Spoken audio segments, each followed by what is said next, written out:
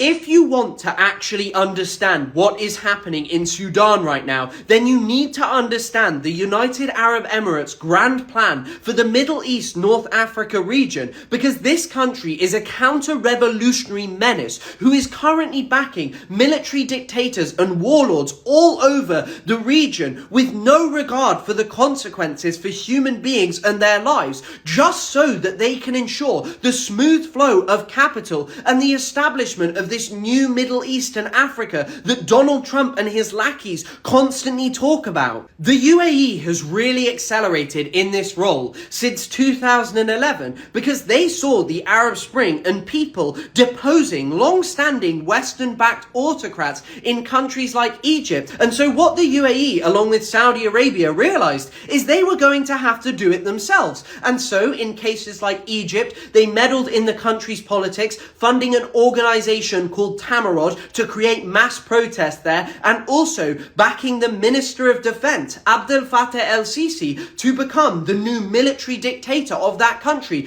obliterating the major steps made towards democracy in Egypt so that they could have a pliant dictator on the borders with Israel and as a key place in the Mediterranean Sea and the Red Sea. They have full control over this country. It is basically an Emirati vassal state. And they have done this in so many places. They've meddled in the politics of Yemen, trying to establish a pliant regime there. They have done it in the case of Libya, backing Khalifa Haftar, who controls basically the entire east of Libya, where key oil fields are. It gives them another key port in the Mediterranean. What you have to understand is this country is thinking ahead. They are engaged in trying to establish ports and logistics all over the Red Sea, all over the Mediterranean Sea. They want every country to be ruled by dictators who crush any type of popular revolution that may challenge Emirati influence. The UAE is getting itself involved in mining, telecommunications, renewable energy, military cooperation, and it is even buying up vast swathes of land to build properties and even forests for carbon credits across Africa. The UAE has come in and they have no regard for the blood of any African person. The hundreds of thousands of Sudanese people that have been slaughtered as a result of their backing for the rapid support forces is a meaningless price to pay to them when they can get more control over Africa.